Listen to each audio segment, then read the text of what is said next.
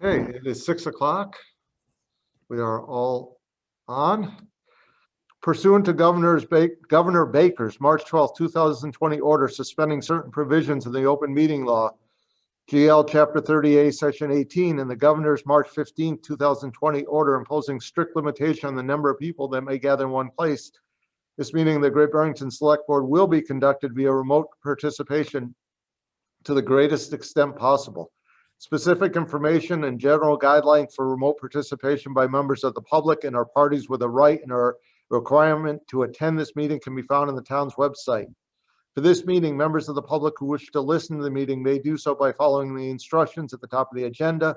No in-person attendance of members of the public will be permitted, but every effort will be made to ensure that the public can adequately access the proceedings in real time via technological means. In the event we're unable to do so, despite best efforts, we will post on the town's website an audio or video recording, transcript, or other comprehensive record of proceedings as soon as possible after the meeting. Pursuant to Mass General Law 7C 30A, Section 20F, after notifying the chair of the public body, any person may make a video or audio recording of an open session of a meeting of a public body, who may transmit the meeting through any medium. At the beginning of the meeting, the chair shall inform other attendees of any such recordings. The town is recording this, CTSB is recording this, the Berkshire Edge is recording, and other members of the public may be. Any member of the public wishing to speak at the meeting must receive permission of the chair. The listing of agenda items are those reasonably anticipated by the chair, which may be discussed at the meeting. Not all items listed may in fact be discussed, and other items not listed may be brought up for discussion to the extent permitted by law. Start with approval of minutes. Do we want to do one set at a time or all three at once? I have a correction for one of them. Okay, so why don't we do one at a time? Motion to approve October 26, 2020. Second. I have a motion by Ed, second by Bill. Discussion. Hearing no discussion, let me just get this big thing off the screen so I can see everyone. A roll call vote. Lee. Aye. Kate. Aye. Bill. Aye. Ed. Aye. And I. It's unanimous. Motion to approve November 23rd, 2020 with one correction. Do you want me to read the correction first? Please. Yes. On page 3, and I emailed this to Amy, so she's got it in writing. Page 3, public hearings, coastal cultivators. Under speaking in favor or opposition, number 6, Peter Pusilowski. It says Peter Pusilowski stated that the board has already spoken on the number of marijuana facilities when they turned down the proposition to limit the number. It should be the town meeting has already spoken. Okay. Motion to approve is amended. I'll second to approve as amended. I have a motion by Ed, a second by Bill. Any other discussion? Lee? Aye. Kate? Aye. Bill? Aye. Ed? Aye. And I. It's unanimous. I didn't see December 7th. Did they get mailed out? No, I don't think so. I didn't No, get they it. never did. We got an email saying that they would be mailed out. You're correct. And I don't think we ever got them. So we will not obviously do December 7th. Select board's announcements or statements. Lee, you picked the wrong time to take it. Actually, yes, I do have one note. I was wondering, I noticed that the bus stop that's on St. James Place, right on the side of the street near the pantry, People's Yes. Pantry. I always, see quite a few people lined up for the bus stop there, and I'm just wondering what the is there a realistic option of getting a bench there, and how would we go about that? Because I know that there are bus shelters planned for Main Street, so I'm just requesting a bench for that particular bus stop. Yeah, we definitely can do that. And I think some of the lines you see are for the People's Pantry, so they also could use. Yeah, we put them too. we put chairs out there, but quite a few people line up there for the bus stop for sure. Yeah. So Yeah, no, you're right. it'd be nice Yeah. to do. Mark, you'll come back to us with that. Will do.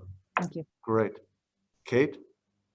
Yeah, I just I wanted to thank Ned and our health inspector.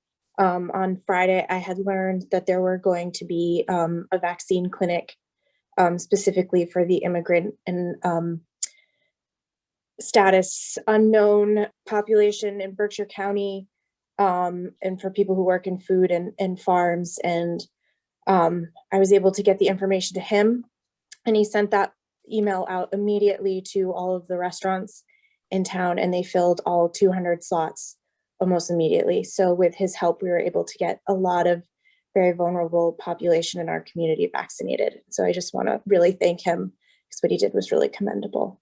That's great. Yeah. Bill, No, nothing. Ed, Nothing. and I have nothing. Town managers report. Thanks, Steve. I have a few updates tonight and a few last minute add-ons as well. But going in order on the agenda, the Houstonic Waterworks, I don't have anything new to report tonight, so I'll circle back at the next meeting. Fairgrounds, I was asked several weeks ago to reach out to the fairgrounds to discuss a potential town purchase, and I wanted to just report tonight that despite our attempts, we have been unsuccessful. So the owners and at least one board member are aware that we'd like to engage in a conversation. So at this point, we're just standing by, waiting to get a response.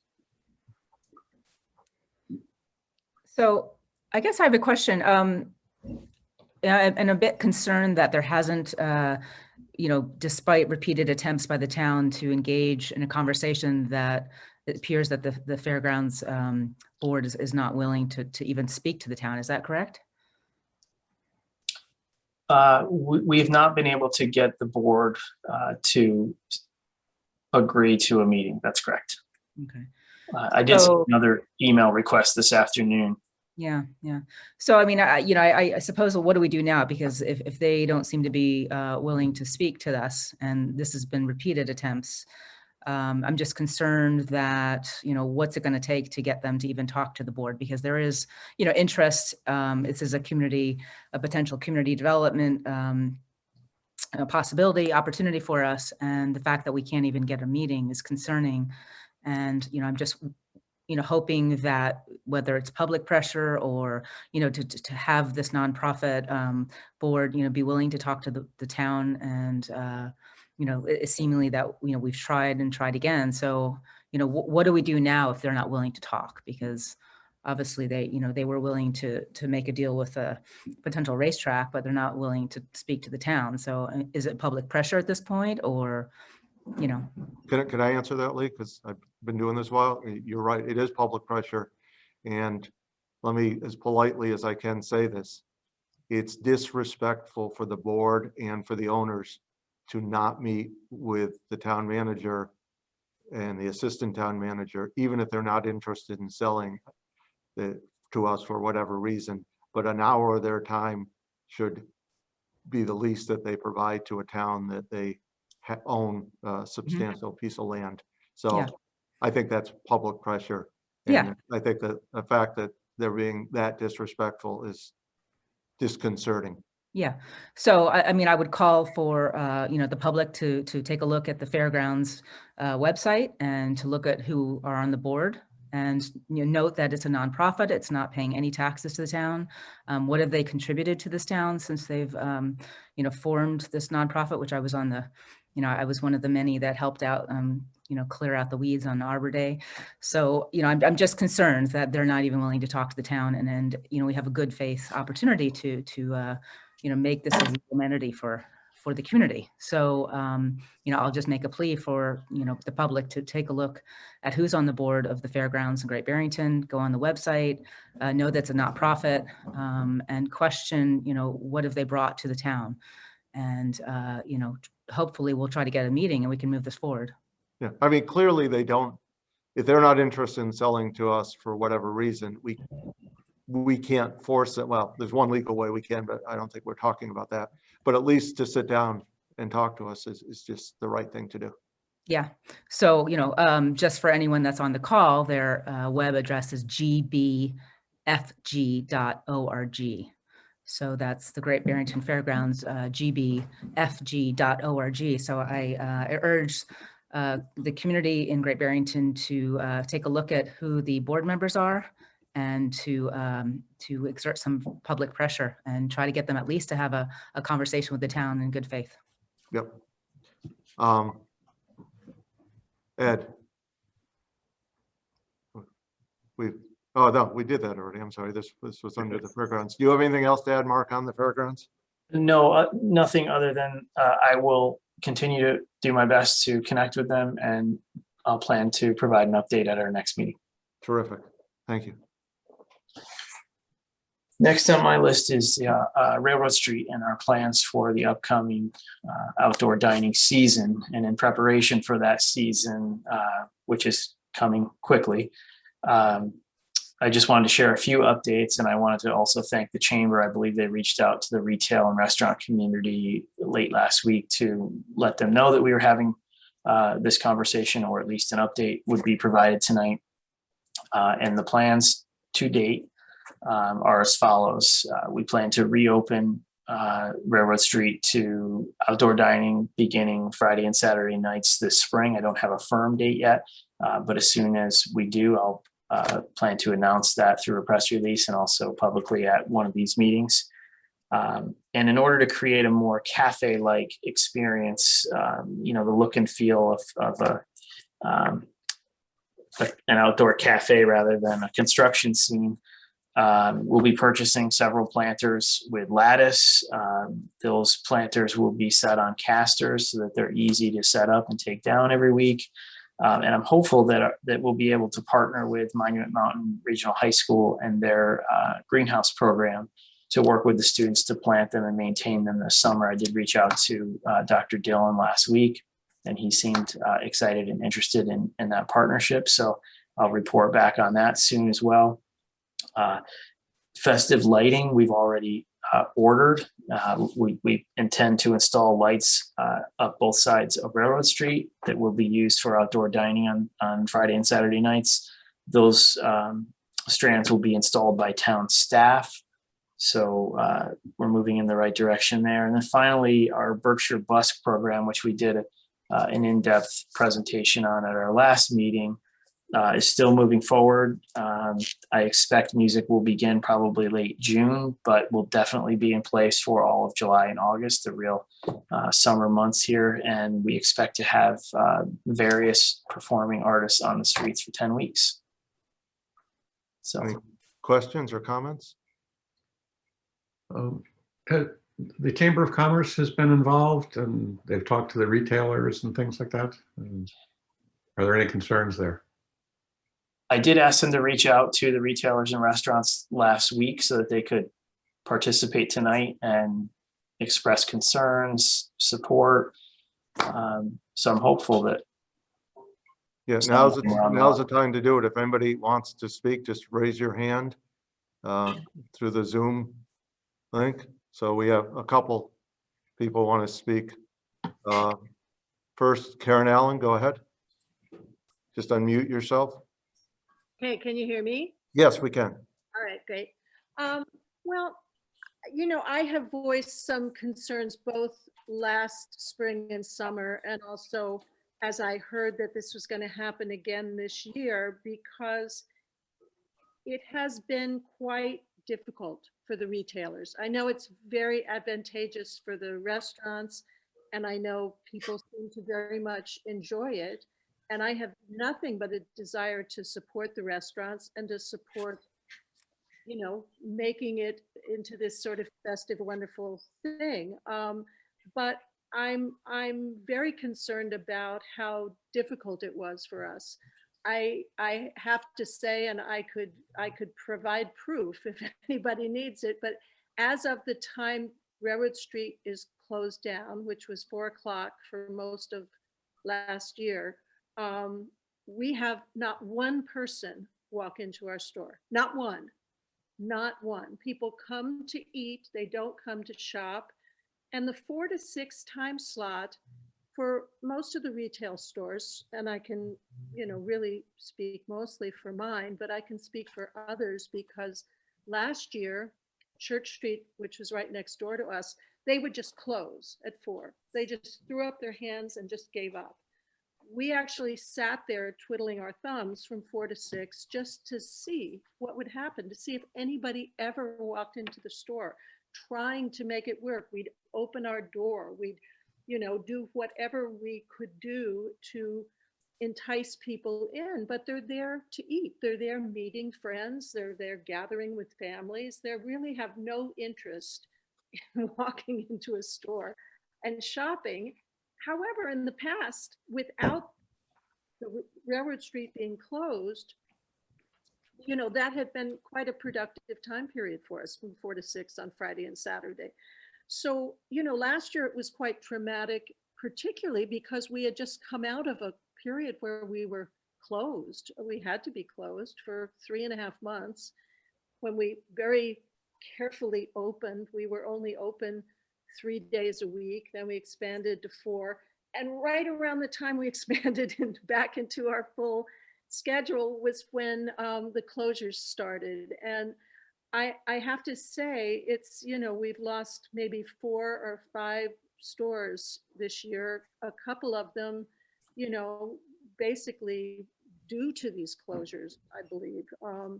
And I just, you know, I'm looking for better communication for one. Nobody ever came to us last year and asked how we felt about it. We were never asked. No one ever came to ask for feedback when it was over. No one ever seemed interested in knowing how this had been for us. And this year again, I mean, only through rumor did I hear that this was going to happen again. So I feel like there's some sort of you know, lack of communication between the retailers and between the town, and that decisions are being made which are potentially and were actually damaging to us last year, and without really having a conversation about it. I think we really want to be a part of the conversation. So I'm very happy to be, I mean, I've written emails and everybody's always responded to my emails. But I feel like there's something missing. Something is not, you know, we're not being allowed to really explain how this affects us. And I think we're very much, from the other retailers I've talked to, we're looking for a compromise. We don't want to not have the closure of the streets and the restaurants. I think it's, you know, it's been a very positive thing for the town, and certainly through this very difficult time we've all been going through. But we feel like the 4 o'clock thing is very, very tough for us. And having been there on the Friday and Saturday nights, no one shows up to eat at 4 o'clock or at 4:30 or at 5 o'clock. And most of the restaurants traditionally, I've been on the street with a store for 16 years. Generally, people don't eat until 6 o'clock or 6:30. I mean, maybe if you have little kids, you do, but it's really unnecessary to close the street down that early, as far as I'm concerned. And I think a lot of the other retailers feel the same way. Karen, one question mark. We changed it to 5 o'clock at the end, right? Did that Actually, help, Karen? we actually changed it to 5 o'clock within a few weeks of beginning. We did realize that we didn't need a full 2 hours, but we do need adequate time to remove vehicles that are left parked on the street, and we need adequate time for restaurants to be able to set up. Well, here's another communication thing is we didn't know that. I mean, we never knew. I don't ever think I saw the street not closing until 5. I think there was a point at which it seemed to us that it wasn't closing at 4. It seemed like maybe it was drifting more towards 4:30. Nobody ever said that that was happening. We just had to kind of grok it. You know, we were just like, oh, they're not forcing the cars off the street at exactly 4. But I don't remember ever the street not closing until 5. There was a period of time where it seemed to start to close at, say, 4:30 or whatever. I think that there are a lot of issues, and I'm sure you've been looking at some of the danger issues. I mean, people turn up onto Railroad Street, people who are not familiar with the town and not familiar with this closure and what we're doing there. They turn up there kind of startled. I mean, I've seen their eyes. They're like, what's going on? And they're forced over into this one lane and they feel like, well, maybe they shouldn't be here. And they tend to drive too fast up that lane. And I know there's been several servers from Bizen who have come very close to being hit. I don't know what one can do about that, but I think that lane of traffic, they're amidst people dining and people crossing the street to serve people. It's very dangerous. Thank you, Karen. We will work on some of your concerns and someone will be in touch with you, I guarantee. Well, can I make a request that the street not close until 5:30? That would be the preference of the retailers that I've spoken to, and that includes maybe 4 or 5 retailers besides myself. We won't make that decision tonight until Mark looks into it, looks at the ramifications, but we will bring that up at the next meeting. Okay, thank you. Thank you. Eric Brune. Unmute. Hi. Hi. Thanks very much, Steve. Thank you, Mark. As the owner of SoCo, the opening, what you did with the cafe style for the street was great in many, many ways. It just felt festive and alive, something to look forward to during a tough time. In terms of the timing, I think that a little bit later it would be fine, in part because also probably in this summer, everything closed early because of the pandemic, the lack of indoor dining. And so we closed an hour early than we normally do last year. And I think that things will get pushed out again. So I'm all for being a good neighbor to Karen and the other retailers in terms of that accommodation. This is just my personal opinion. I haven't spoken with other restaurants. And I will say that the safety issue is Karen's, Karen's accurate. I don't know what one can do. I saw startled faces near accidents, the intersection, and it's a little confusing for people. So anything you do to improve that would make sense. But 100% for the initiative you all took, and the sense of leaning into the wind of a tough time and then continuing to go forward. The spirit was there. There are a couple of wrinkles on the implementation, and you're taking a look at it as good, solid managers would do. So thank you. Thanks, Eric. Appreciate it. Richard Stanley. Okay. So my general feeling starts with, I think it was an incredible idea. And in general, retail benefits when people are on the street, period. The idea of making Great Barrington a hub for outdoor dining, I think, I don't know that it started out that way. I certainly didn't plan it when I closed the parking lot at the Barrington house. But the acceptance of, not the acceptance, the exuberance of people participating was, I guess, similar to when I opened the triplex. Nobody's ever thanked me for anything since the first year that the triplex opened. And apparently it filled a need.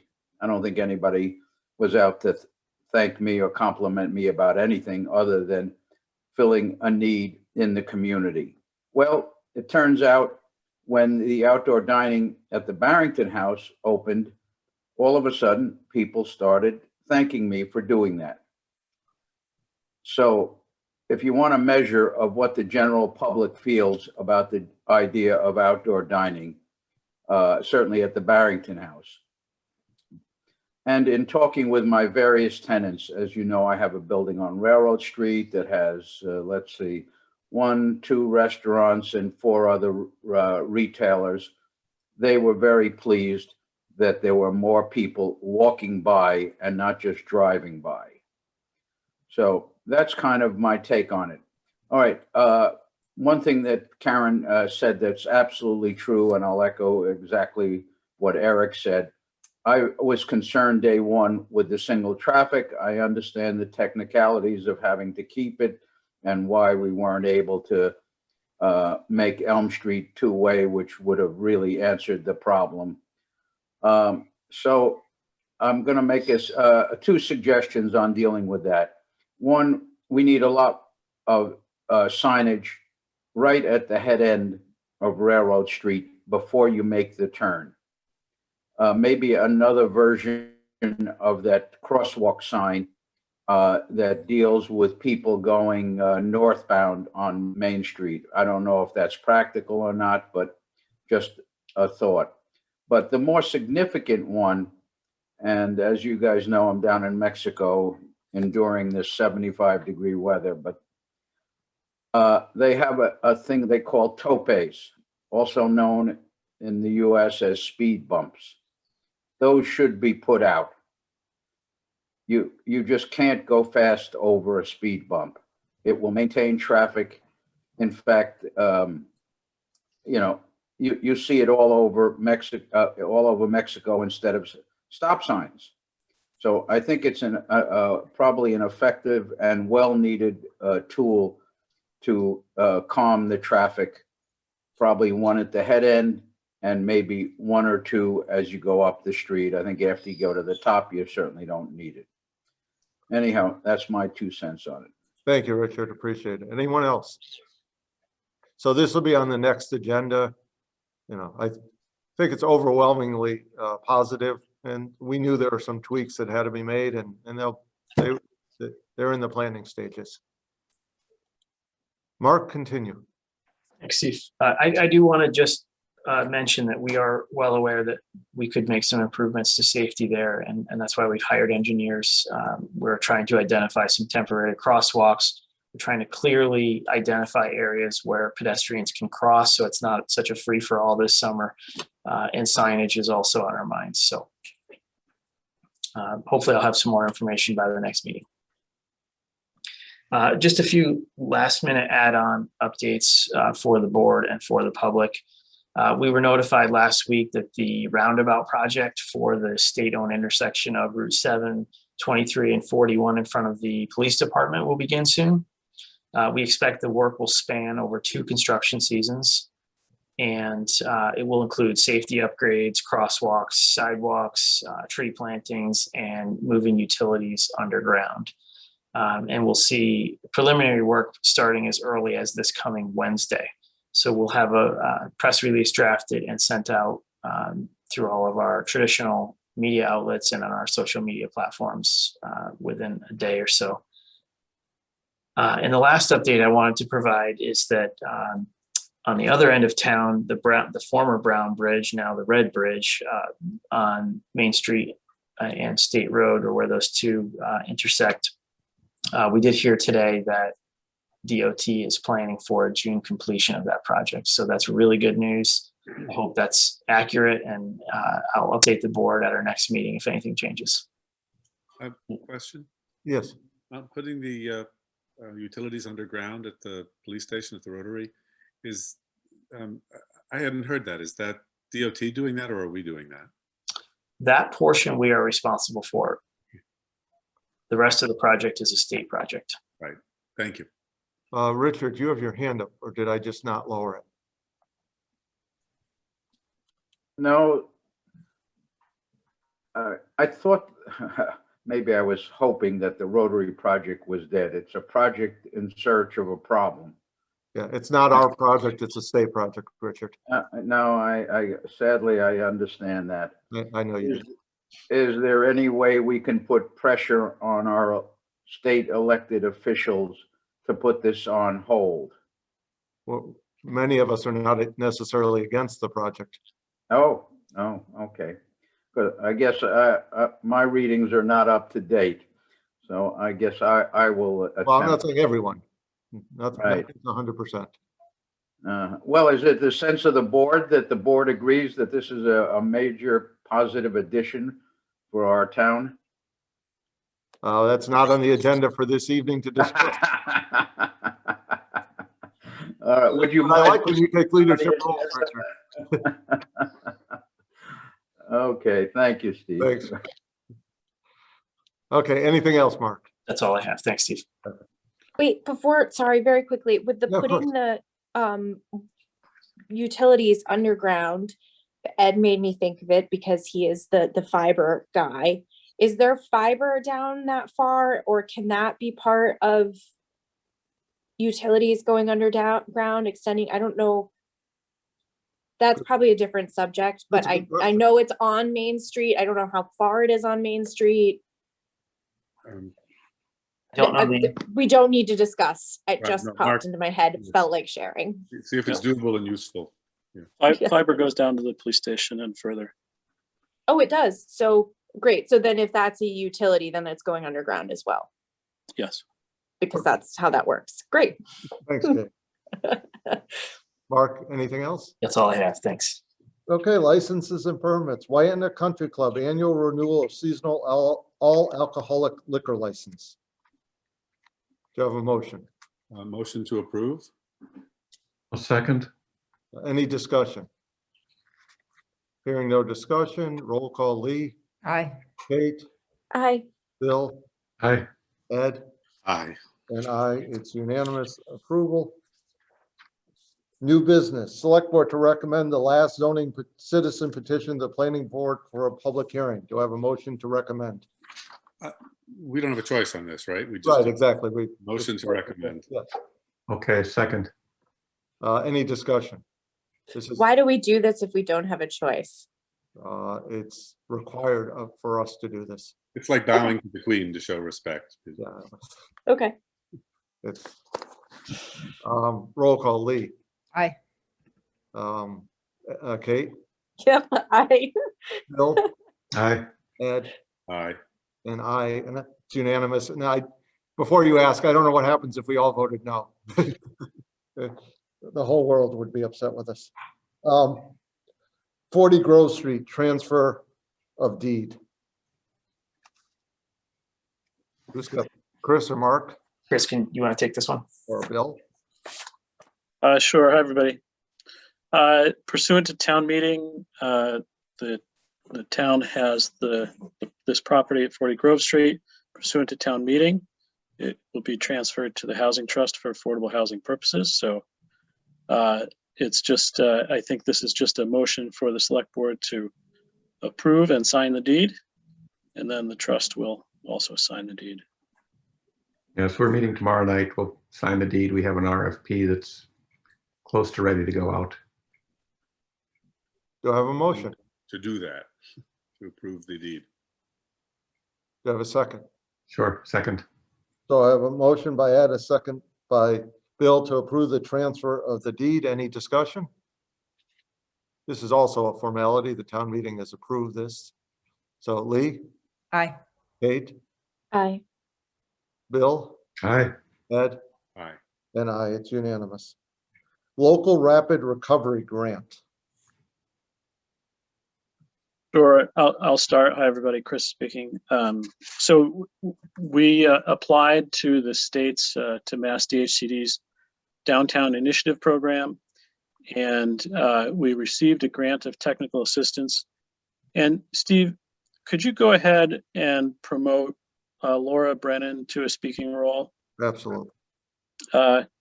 As you do that, I'll just explain the Massachusetts Downtown Initiative Program was providing these local rapid recovery grants, recognizing that downtowns have taken a severe hit from this COVID health emergency and related closures and quarantines, of course, and lack of foot traffic.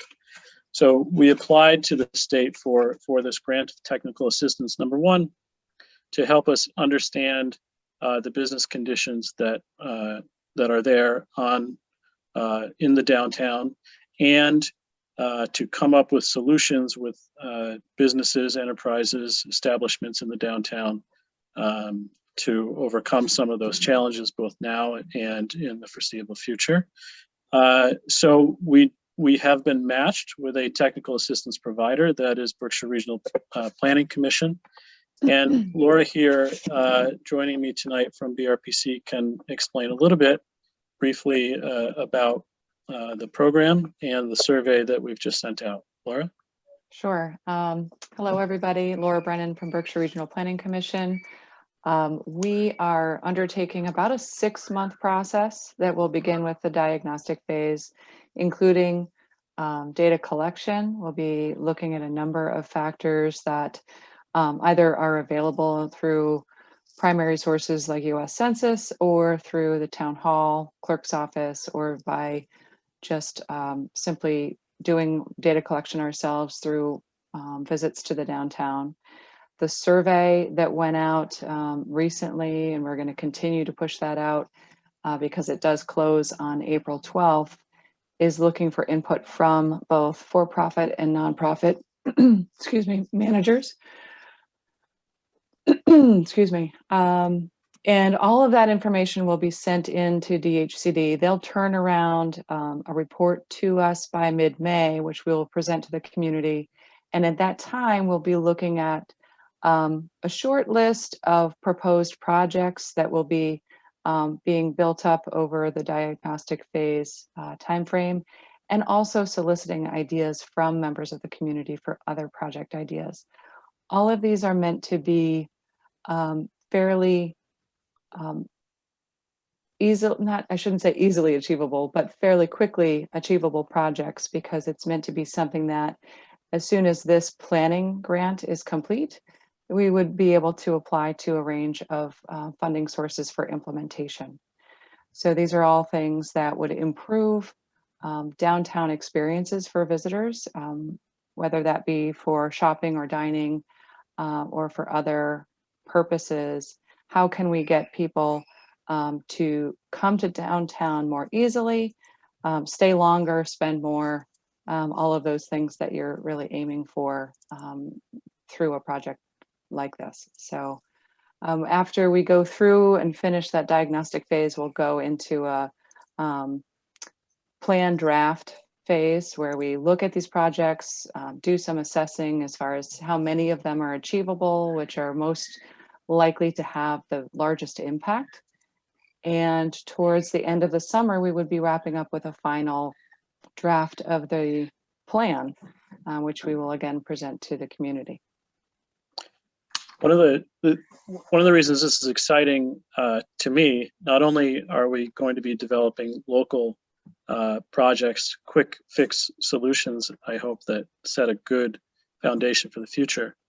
One of the things that I've been trying to wrap my head around and gather the resources to do through my office, through the Economic Development Committee, et cetera, was to better understand just what we had in the downtown in terms of the number of businesses, the number of employees, what sectors of the economy people were in, who supported whom in terms of buying products or services from another, how this downtown ecosystem worked and interacted, and this diagnostic phase will help us do that. So the data collection phase is something that we've wanted to do for a while, and this gives us the resources to do that.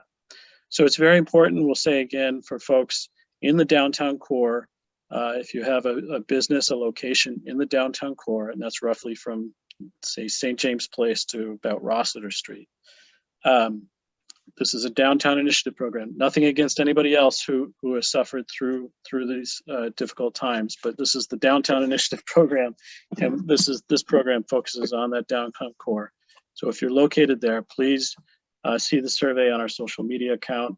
The chamber sent it out, or I believe hopefully will send it out this week. It went out through the cultural district accounts as well, and we'll keep pushing it until the survey's closed. Then we'll, as I said, be gathering some project ideas together. We have the ability through this program to bring in subject matter experts from around the state, whether they be in retail consulting, transportation, parking management, wayfinding and signage. Not massive amounts of time, but enough to inform our decisions, take the data that we've gathered and inform our decisions going forward. So yeah, we're looking forward to doing this. As Laura said, it's a quick project and pretty intense. First step, fill in the survey, please. Lee, go ahead. Yeah, thank you. This is absolutely exciting. So good job all around, everyone. Thanks, Laura. Thanks, Chris. One thing I just, I've always wondered about is I know when Main Street reconstruction happened, the placing of benches took place. And, often I see the benches and they're not used. A lot of them aren't. Maybe there's one facing the road, but then it's facing, a parked car. And then there's one facing the sidewalk. And, it just seems a bit, there might be opportunity to relook at where the placement of benches have taken place, and if there's more opportunity to create like a pocket park or something that invites a few people to engage and space each other. Looking at Main Street, there's a place in front of the well, and there's a there's a couple places that the benches are actually facing each other, but aside from that, I don't see anyone really using the benches. And we have these great benches, and I just feel they're scattered, and there's probably a better use of them. So my question is, can we move the benches that are placed? Can we create, more interaction of these benches? Is there room for a pocket park? Just not a big pocket park, but just that there's more engagement. I just think that the way the benches are now, I think we could probably make better use of them. So that is Lee, what you're describing is a great example of one of the projects that could end up on our final list. It's relatively low cost. It can be accomplished fairly quickly. It's a good opportunity to put more consideration into the process and really have some positive effect with what I think would amount to fairly minimal effort. So thank you for that first idea to go on our list. super. I'll be one of the first on the benches. Richard Stanley, you have something to say quickly?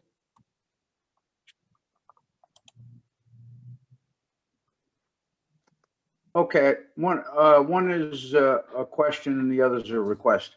So the question is, can any of this money be used to on private property? Because I believe This is technical assistance. These are technical assistance funds at the moment. It is possible that implementation projects could be on private property, but we don't know where that funding would come from.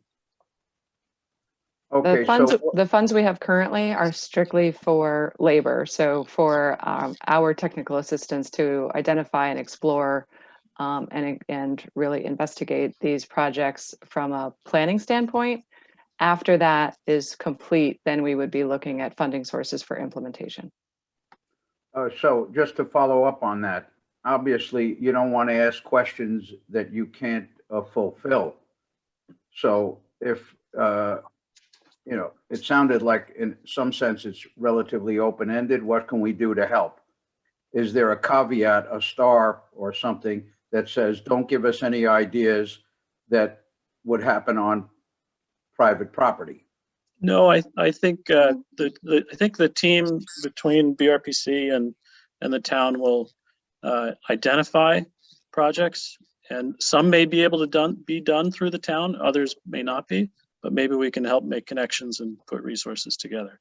Yeah, the appropriate funding sources for some projects may not be municipal funds. It may be that we identify a project, it's on private property, and the funding sources are elsewhere, but it still becomes a priority for the community.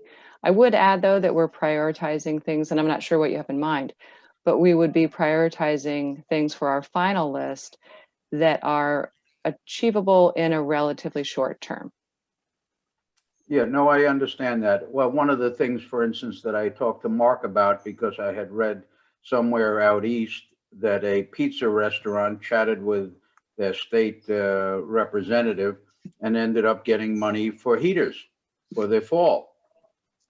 And I don't have the details, but it sounded like it was on private property and the money was being funded by the, some state fund to deal with the pandemic.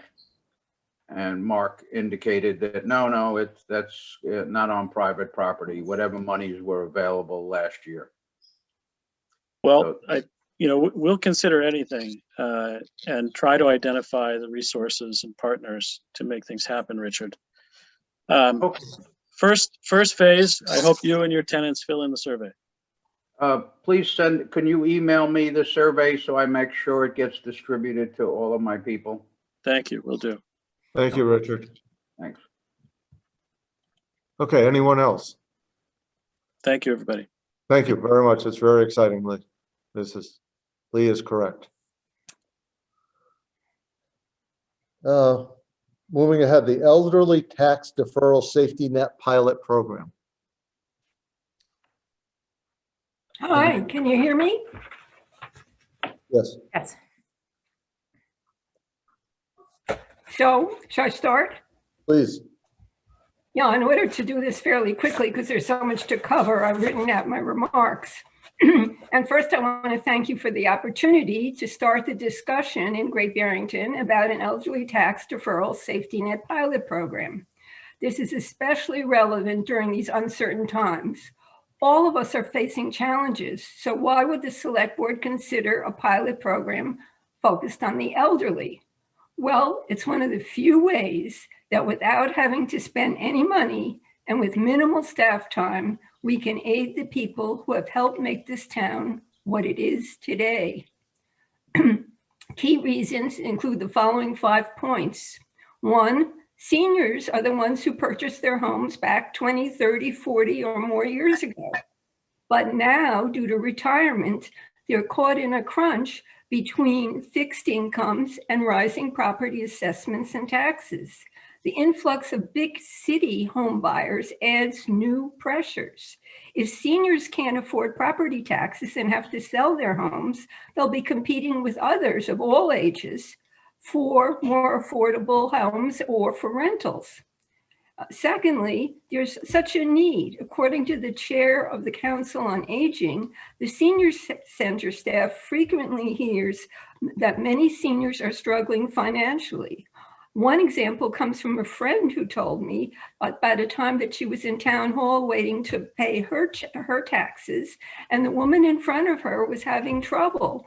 And she said, I'm just going to have to pay this by credit card. I can't write a check. I don't have the funds. But the clerk said, oh, but that's going to be a lot of credit card, interest. And also the town has a surcharge. But the woman said she had no other choice. When my friend told me this story, she said it made her feel so bad, but there was nothing she felt she could do about it. Thirdly, seniors are most at risk from COVID in the recent times, but always from life-threatening illnesses, which disproportionately affect older people. That's just a fact of life.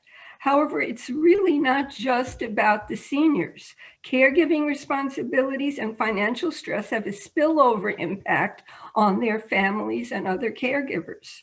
So on the upside, there's also a ripple effect positively to help caregivers and their families. For example, a middle-aged friend told me that she and her husband, who were otherwise managing, were now being financially stressed because in addition to their own taxes, they're helping her ailing mother pay her property taxes so that the mother can age in place in her own home and not have to go to a facility. Fourth point, this is a tried and true program. It's set up by state statute many decades ago, and it was set for people 65 years and older. And more than 100 towns in Massachusetts have adopted this framework, most for the 65 qualifying age, but some have gone down as low as 60, and others have raised it as high as 70. Fifth, the state statute requires payment on sale of the home or death of the homeowner, which statistically is much more likely to happen to somebody who's 65 and older. So the town is much more likely to get full payment plus interest sooner by making the program available for older people. And that's what the state statute requires, although they give some flexibility on the actual age. The associate assessor in Newton said that of a total of 469 deferred taxes that have been repaid to the town with interest, the average lifespan or the full cycle has been less than 6 years, actually 5.86 years to be exact. So it's not necessarily something that, except in a few exceptions that would be a long-term cycle to come for the money to come back to the town. So that's why the deferral doesn't count as an expense. It doesn't require raising taxes on anyone. In a deferral program, the town is not reducing anyone's taxes or giving them any funds. The town gets all taxes due. It's just paid later with interest. And the repayment is secured by the first lien on the deed. So that's really serious. They're going to get the money one way or the other. To be clear, the elder tax deferral safety net is different from the exemption programs that Great Barrington already has, and rightly so, for low-income seniors. Exemption programs are limited to only low-income residents, and they do reduce the overall revenues to the town. Now, if Great Barrington would start, let's say, a 5-year trial pilot program, many postponed tax payments could be even repaid within that time cycle, based on what I learned from Newton and other assessors. None of my research showed that towns that have been having to raise taxes or cut future deferrals or other programs due to a safety net program. And here in Great Barrington, we're in an especially strong position thanks to the wisdom of our town manager and select board and finance committee. At the recent budget hearings, we continued our healthy trend of a high proportion of free cash compared to the total budget. According to the Massachusetts Department of Revenue, when I looked on their website, they said that for this fiscal year, free cash comprised 18% of the Great Barrington budget and was among the largest percentages in the entire state. So this puts us in a very good position and would be even less likely than other towns that have much less free cash, but still haven't had any problems due to the deferred tax payments. Now, towns do have discretion on how much interest they charge. Many seek to get just the equivalent of what they would earn on free cash when it's invested normally elsewhere. Others want to be sure to help people as much as possible and have lowered their interest rate to less than 1%. Newton sets their interest rate according to the federal discount rate and is currently charging 0.25%. Other towns seek to break even with all expenses as well as interest at around 2%.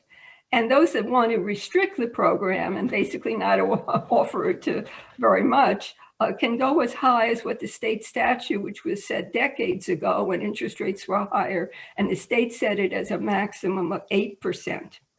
But that's quite a bit out of date now, as we all know, if any of us have a savings account. Many towns expand far beyond the low $20,000 annual income level originally set by the state. Data from 2017 that was compiled by research at Boston College shows many towns set a moderate income qualifying level from between $40,000 to $70,000. When Newton raised their eligible income level from $60,000, which it was for many years, to $86,000, they expected a big increase in applications because that would obviously cover many more people who could now qualify. But that didn't happen. Seniors don't really want to put a lien on their homes unless they're in a crisis. Middle-income families do have emergencies such as debilitating illness, accidents, death, divorce, job loss, business bankruptcy, and other crises, which can result in major financial setbacks, even though they normally may have enough income to get by. That's when the safety net is like an insurance policy. It's something you hope that you'll never have to use, but you're glad to know that it's there just in case. So it provides peace of mind, even to seniors and their families who don't think they'll need it now, but they know that, well, if there's ever something that I couldn't imagine right now, when that happens, at least I could get through and get a deferral on my taxes for that year. It is a year-by-year deferral, by the way. It's not a long-term thing.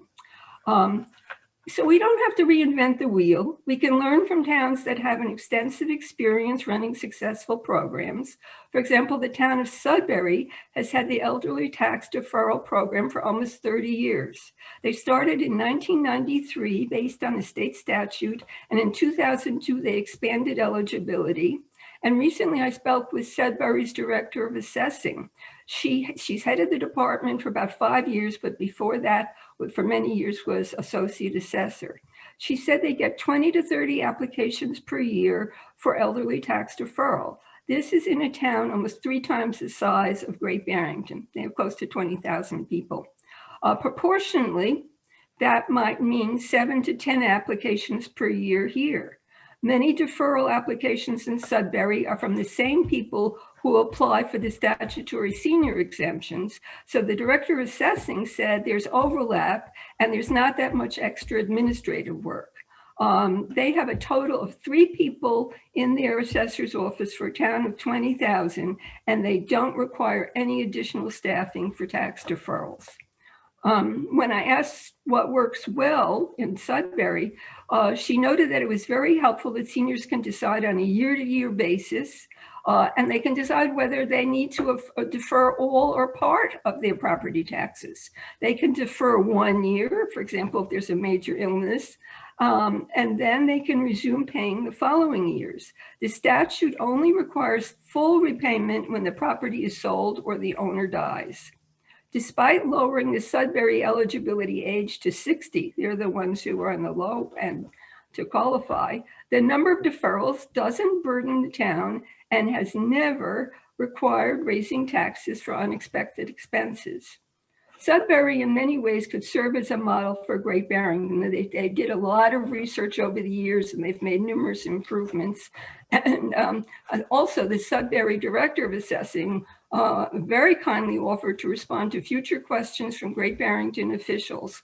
And similar help was offered by the Associate Assessor in Newton, both on his own behalf, and he said that he's sure that the Director of Assessing there would also be glad to help.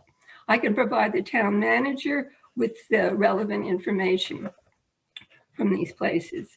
Coming to an end very shortly, the elderly tax deferral safety programs have been recommended by the Massachusetts Council on Aging, by the Governor's Council to Address Aging in Massachusetts, and by the Center for Retirement Research at Boston College that completed an in-depth report a few years ago, which I can also provide to the town manager. The Center for Retirement Research told me about a statewide elderly tax deferral initiative. And there's currently a state Senate bill that would create a pilot program for a new state revolving fund to reimburse towns with elderly tax deferral safety net programs. So if the select board can start the process now, and in June, the town meeting approves the pilot program, we would be ready to qualify for as soon as the state revolving fund is established. So tonight, I'm just asking the select board to consider taking the next steps to look into a program with a long-standing track record in more than 100 Massachusetts towns and also in 24 states. Based on my research and outreach to towns with successful programs, I can provide town staff with more detailed information and resources to help expedite the process. I hope you'll consider moving forward. Thank you. Thanks, Vivian. Mark, would it be fair to say that the next step would be an executive summary from your administration, probably to the public, the night of the public hearing, so that the Finance Committee and Select Board are both together? Does that make sense? Does the board feel like you'll be ready to take action on it on the 30th? That was my next question. It's the cart before the horse. Will you be ready to do an executive summary? If you're not ready, then doesn't matter with the board. Is that too close? It's a quick turnaround time because we're going to have the packet issued in. So let's put that on a future agenda, and we'll invite the Finance Committee to that meeting. Okay. But yeah, my suggestion tonight would be to have this topic reviewed by the Finance Committee and also by staff so that we can fully understand the revenue impacts and also have a little time to reach out to communities like Sudbury and have conversations with our colleagues there. Is the board good with that? I have a number of questions I sent to Vivian, and thank you, Vivian. That was a great presentation. Can I send those to you, Mark? So good. Absolutely. Thank you. My only concern at this point, while I fully support the concept, is that the timeline is quite aggressive for an annual town meeting approval this year. But let's see what we can do. I don't want to derail this. That's not my intention. I just want to make sure that we fully understand what we're recommending before we come back to the finance committee. Absolutely, that's important. Vivian, you had something briefly to say, or? I just wanted to say that, yeah, I agree that the budget public hearing would be difficult to gather everything together, but I do hope that in April I can do a lot more to help, and with the finance committee, your idea of inviting them to a future meeting in April, I can get a lot more information to the town manager, and then it's up to him and staff to summarize it for you. And I guess to get on the warrant, you'd have to decide by the 26th. Is that correct? Mark? April, 26th of April. Well, I mean, the warrant will be in final format after a legal review. So we would have to have language drafted a few weeks before that. Okay. So that's why I'm concerned about the timeline. Yeah. But We'll work on the best we can. Thank you. Anyone else from the board? Thank you very much, Vivian. That was very good. Carol Deal, do you have something to say quickly? Just unmute yourself, Carol. Can you hear me now? Yes, we can. Hi, Carol Deal, 224 Grove Street, Housatonic. This is absolutely critical for me, and the timing is critical for me because I totally lost income this year. And I live and work in my home, so replacing it would be nearly impossible. And but I wanted to point out something. This is a safety net for long-term residents like me, but it also affects the entire community because it would reduce turnover in real estate, which raises real estate prices, drives up prices, and makes it challenging for younger residents to stay here as well. So the whole idea of, yes, it's great to help me with the need I have, but also imagine that you would be cutting down on turnover in real estate, which would benefit the entire community and keep the community more stable and neighborhoods intact. Thank you, Carol. Okay. Board, any other questions? Seeing none. Local elections.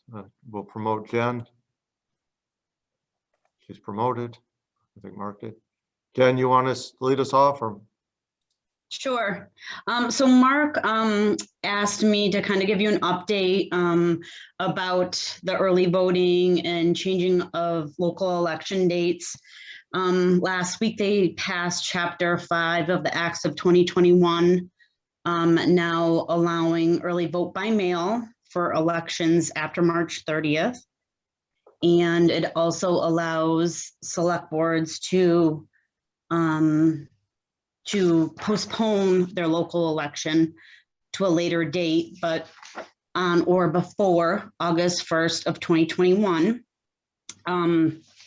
As you can see in my executive summary, I'm recommending that you keep the local election as is, and I'm not recommending that we have in-person early voting, because I feel that the early voting by mail is, that kind of covers all the ground, and I don't have the staffing to have somebody do in-person early voting. So we wanted to just bring it back because I know at one point we discussed this several weeks back, and that we would bring it to you if anything changed with legislation. And so it just did last week, so we're just bringing it back to you. Board, questions, comments? We need to vote to accept No, that's, Or if we accept it, we're not changing anything. we're not changing anything. So, Thank you. Thanks, Jen.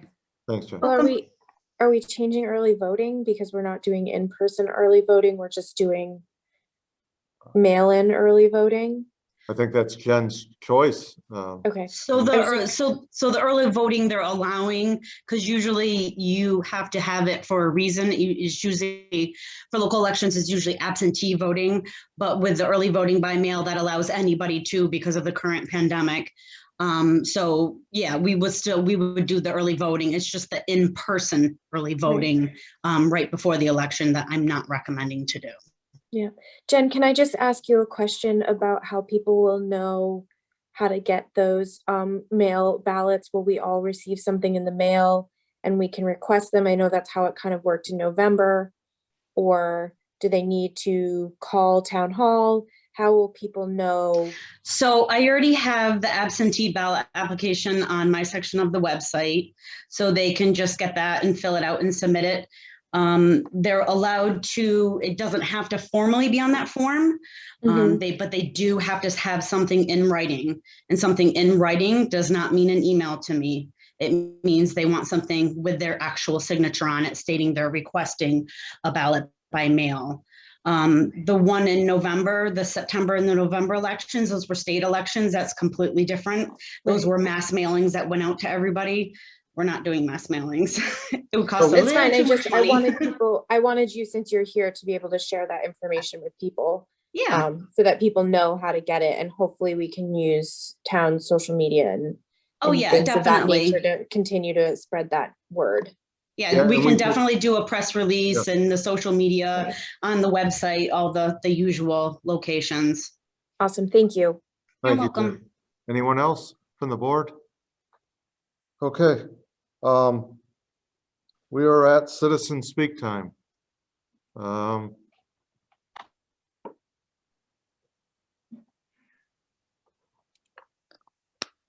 Richard Stanley. And listening to that discussion on early voting where you need to send something with an actual signature, it brought to mind a loan document that I've signed today. In fact, over the last year, many times. I don't understand why, if a electronic signature is not binding for commercial transactions, why that couldn't be set up for voting as well. Jen's already off the line, unfortunately, so I can't even answer that. I wish she had stayed, but she didn't. Perhaps you could consider it in the way, whenever you look at it. Yeah, we will ask her. We will ask her. Okay. Thanks. Anyone else? Tonight we had 7 panelists and 20 attendees at the height. Select board's announcements or statements. Lee. Nothing for me. Kate. Bill. No, nothing. Ed. And I have nothing. Media time. Heather Bello. Go ahead, Heather. Thank you. I just wanted to ask Mark about the roundabout. You said it would take 2 construction seasons. Is that, would that be spring, summer, or is that summer, fall? How does that, or is that 2 years? I'm just curious what that means. At this point, we're expecting 2 years. So this summer, next summer. Great, thank you. Anyone else from the media?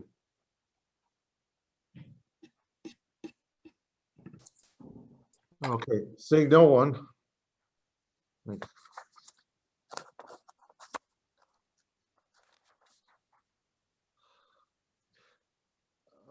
Motion to vote and meet in executive session pursuant to Mass General Law 30A, Section 21A1 for purpose to discuss the discipline, dismissal, or complaints or charges brought against a public officer, employee, staff member, or individual, Great Barrington Housing Authority. Motion and vote to meet in executive session pursuant to Mass General Law 30A, Section 21A7 to review and approve executive session minutes in compliance with General Law, Chapter 38, Section 22. And as a chair, I declare under Mass General Law, Chapter 38, Section 21A1, for the purpose of the executive session will be to discuss the discipline or dismissal or complaints or charges brought against a public officer, employee, staff member, or individual, Great Barrington Housing Authority, and review and approve executive session minutes in compliance with GL Chapter 38, Section 22. Do I have a motion? I move that the select board go into executive session under Massachusetts General Law, Chapter 30A, Section 21A1, for the purpose and reasons declared by the chair, and that the board will not return to open session at the conclusion of the executive session. A second. So I have a motion by Ed, a second by Bill. It's a roll call vote. Lee, Aye. Kate, Aye. Bill, Aye. Ed. Aye. And aye, it's a unanimous vote. Thank you very much. To repeat, Ed, we will not be returning to open session.